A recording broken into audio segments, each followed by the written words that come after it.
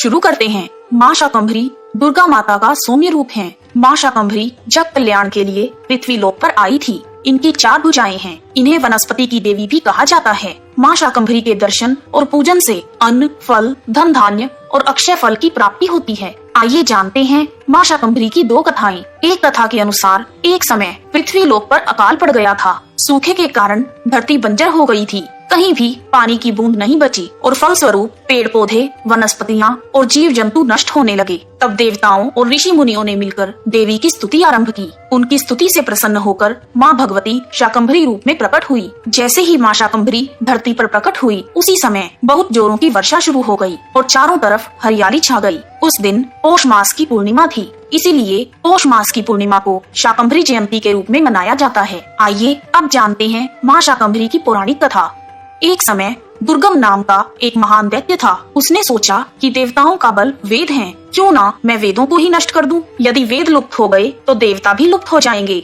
यह सोचकर दुर्गम तपस्या करने के लिए हिमालय पर्वत पर चला गया। उसने हिमालय पर्वत पर जाकर ब्रह्मा जी की तपस्या आरंभ कर दी और हजारों वर्षों तक कठिन तपस्या की। दुर्गम के कठिन तप को देखकर देवता संतप्त हो गए। दुर्गम के कठोर तप से ब्रह्मा जी प्रसन्न हुए और हंस पर सवार होकर दुर्गम के सामने प्रकट हुए और बोले, आंखें खोलो वत्स, मैं तुम्हारी तपस्या से प्रसन्न हूँ। तुम्हारी क्या इच्छा है? ब्रह्मा जी की बात सुनकर दुर्गम ने अपनी आंखें खोली और ब्रह्मा जी को प्रणाम किया। उसने कहा, हे ब्रह्मदेव, यदि आप मुझ पर प्रसन्न हैं, तो मुझे संपूर्ण वेद प्रदान करें और इतनी शक्ति प्रदान करें कि मैं देवताओं को युद्ध में पराजित कर सकूं। दुर्गम की भक्ति और तप के आगे ब्रह्मा जी विवश हो गए और तथास्तु कहकर ब्रह्मलोक चले गए। दुर्गम को वरदान देने के कारण ब्रह्मा जी का ज्ञान शून्य हो गया।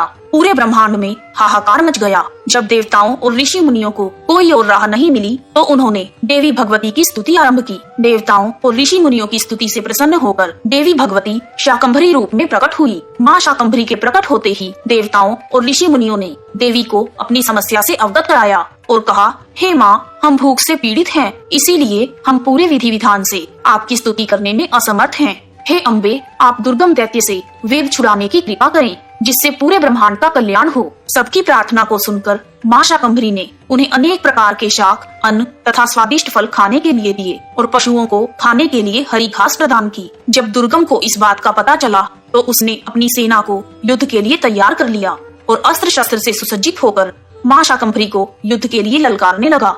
दुर्गम की ललकार सुनकर माँ शाकंभरी चक्र, गदा, धनुष बाण तथा त्रिशूल आदि धारण कर युद्ध भूमि में आई। माँ शाकंभरी बहुत ही क्रोधित थी, जिस कारण पूरा ब्रह्मांड थर थर कांपने लगा। उसके बाद देवताओं और राक्षसों के बीच भयंकर युद्ध हुआ। माँ शाकंभरी की शक्ति से प्रेरित माया ने दुर्गम की विशाल सेना को पल भर में नष्ट कर दिया। यह देखकर दुर्गम क्रोध से तमतमाने लगा और स्वयं माँ शाकंभरी के सामने प्रकट हुआ और माँ से युद्ध करने लगा।